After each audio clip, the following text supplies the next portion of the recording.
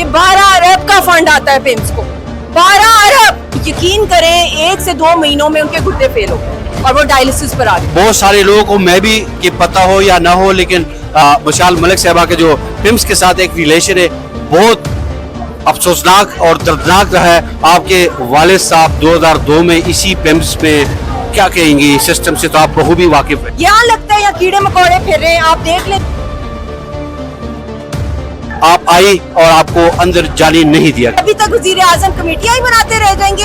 कमेटियां तो बनती रहती है, मगर आओ यहाँ पे खड़े हो। किसी सियासी पार्टी ने आज तक कश्मीर कमेटियों के मैंने धक्के खाए, मैंने वहाँ हर दफा कहा है कि भी खुदारा हमें डिप्लोमेटिक पासपोर्ट दो, हम कहीं जाके अपने खावन को, तहरीक को जाके हम लोग रिप्रेजेंट करें। 12 साल से बच्ची नहीं मिली अपने बाप को। हमारी आवाज को इतना कुचला इन सियासतदानों ने पाकिस्तान के। मैं तो हैरान हूँ कि जो कुछ हो रहा है इस मुल्क के अंदर, जो ये निजाम चल रहा है। सियासी पार्टी स्कोरिंग नहीं करना चाह रहे, लेकिन सिस्टम की अगर बात की जाए तो आप भी कुछ अरसा इस सिस्टम का हिस्सा या इस सिस्टम के साथ रही। मैं बताना चाहती हूँ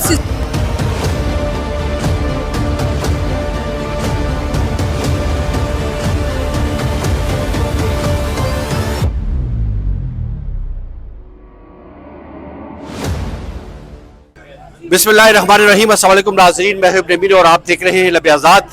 अफसोसनाक वाक़या कहें, सरकारी हॉस्पिटलों का डिज़ाइन कहें या डिज़ास्टर कहें, कश्मीर की एक बेटी हमारे साथ मौजूद है जिसने पाकिस्तानी परचम को हाथ में थामा हुआ है, और उसके अकब में अगर आप नजर आ रही छोटी सी मासूम सी प्यारी सी नन्ही सी बच्ची, वो अलहदा एक दास्तान है। वो भी बैठी हुई है मशाल मलिक साहिबा की साहबजादी यासीन मलिक साहबा की अहलिया मशाल मलिक साहबा हमारे साथ मौजूद है।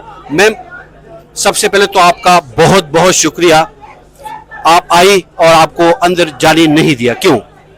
मैं तो हैरान हूँ कि जो कुछ हो रहा है इस मुल्क के अंदर, जो ये निजाम चल रहा है, ये तो बिल्कुल सियासतदान ही है, तो कातिल बन गए हुकूमत के। जो कोई अपने हक के लिए निकलता है उसको अब अस्पतालों में भी जाके इन्होंने दहशतगर्दी करनी है, सड़कों पे भी इन लोगों को मारना है।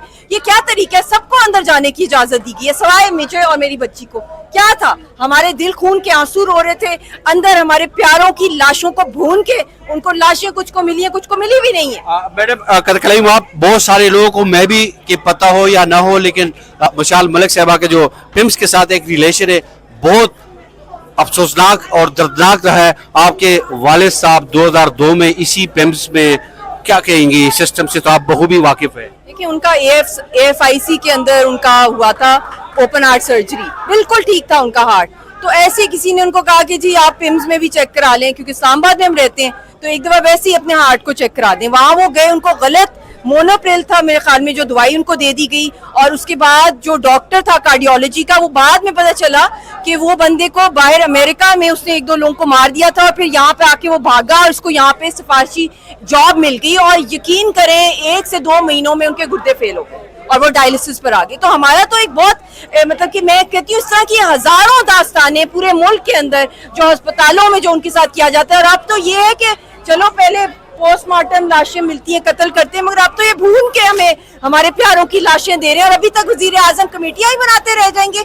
कमेटियां तो बनती रहती हैं, मगर आओ यहाँ पे खड़े हो। बल्कि मैं कहती हूँ सारा का सारा जो ये हुकूमत है इसको रिजाइन करना चाहिए इस वक्त, जो कुछ ये कर रहे हैं। और फिर खास तौर पे अभी तक हेल्थ मिनिस्टर की तरफ से कोई रेजिग्नेशन नहीं आया, डूब के मर जाए जो ये कुछ करे, मगर इनको लत पड़ गई है, पावर की लत पड़ी हुई, चाहे उसमें कितनी भी लाशें अवाम की। और ये भी मुझे बता रहे थे कि गिलानी साहब कि 12 अरब का फंड आता है पिम्स को, 12 अरब, और वो कहाँ जाता है? जो यहाँ पे ईदी है, वो एग्जेक्टिव जो है यहाँ के, वो खा जाते हैं इस फंड को। यहाँ लगता है यहाँ कीड़े मकोड़े फिर रहे हैं। आप देख लें जो यहाँ के हाइजीन का मामला है, जिस तरह यहाँ का स्टाफ बोलता है लोगों के साथ, जिस तरीके से इनके डॉक्टर्स के साथ जो माफियाज हैं, इन सब के जाली दवाइयों का एक पूरा रैकेट है पूरे मुल्क के अंदर, आप सबको पता है इस बात का। हम अवाम जो है, मैं कहती हूँ हम जहर ही पी ले, एक ही दफा मर जाए।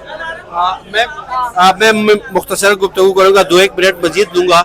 सियासी पार्टी स्कोरिंग नहीं करना चाह रहे, लेकिन सिस्टम की अगर बात की जाए तो आप भी कुछ अरसा इस सिस्टम का हिस्सा या इस सिस्टम के साथ रही, सिस्टम हमारा वाकई कोलैप्स कर चुका है या मैं बताना चाहती हूँ सिस्टम कौन सा हो, इंटरम की 3 महीने थे और वो मजबूरन लिया था डिप्लोमेटिक पासपोर्ट की वजह से, उसके भी पीछे यहाँ के सियासतदान इन्वॉल्व हैं।